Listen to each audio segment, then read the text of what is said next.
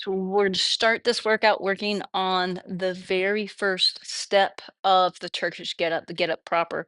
In my head, it's the hardest part to get right of the Turkish get up because everybody wants to round their spine and let their knee collapse and then do all sorts of crazy weird things.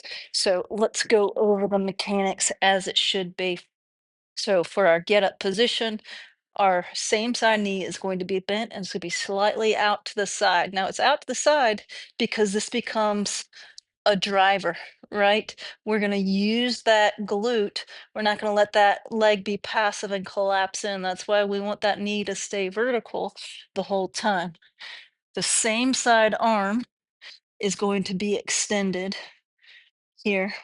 Shoulder is packed, which means that we've got it engaged in the socket, pulled down and active. My opposite arm is going to be out somewhere between a 45 and a 65-degree angle. Everybody's preference is a little bit different. So as we do this exercise, the idea is that we're not curling, we're not doing a crunch up. So you'll see a lot of this stuff happen as people go to do this get up. What we want to do is go into almost a quarter roll here, get this hip extended, and then from there, we're going to stabilize the trunk to keep the spine straight as we engage our lat and we pull ourselves up into this prop position. So you can see if I'm finishing the get up proper, I have my abdomen retracted, my thoracic spine extended. I'm not finishing like I'm sitting at the beach with this kind of collapsed hollow body position.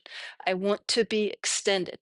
From there, I'm going to roll back down to the side. So I'm going to drive through the glute. I'm going to get into a quarter roll position. From here, I'm going to punch the belt to the ceiling as I pull hard with my right elbow to activate the lat, almost in a pull up type motion to come up into this get up proper position. So if I show you from the back, so I initiate the quarter roll, and then from here, I'm punching the bell and I'm pulling hard with my left elbow, in this case, to come up into the extended position. So you can see I'm not doing this, right? A traditional, soft get up would be something where people are doing this kind of thing because they're trying to engage their rectus abdominis instead of their transverse abdominis, and they're letting their shoulder protract. So they're having to use hip flexor and all sorts of other things to come up. So again, we go quarter roll here, right? And once we're in that quarter roll, we're going to punch the bell up to the ceiling as we pull hard on our down elbow, getting this lat involved. And you could see I finished in this nice straight spine position.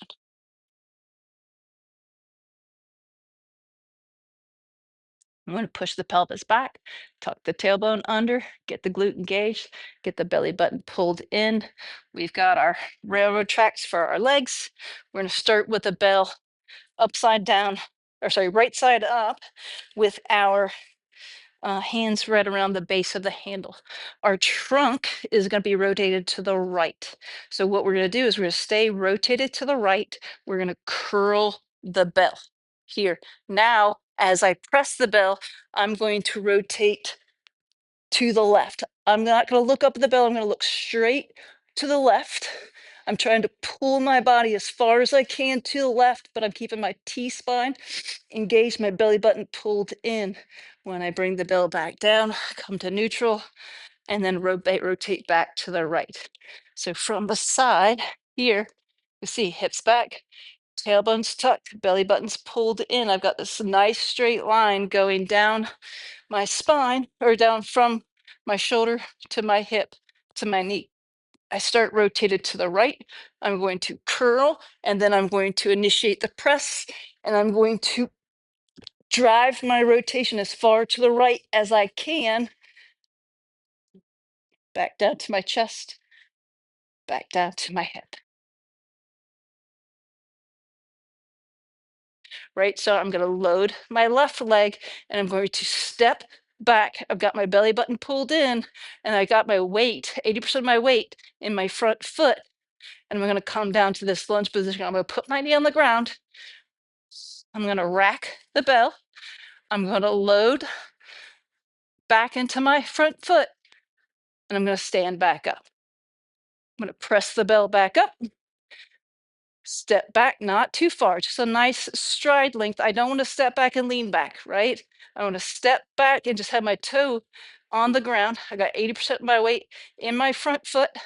I'm going to take my back knee to the ground, rack the bell, stand back up.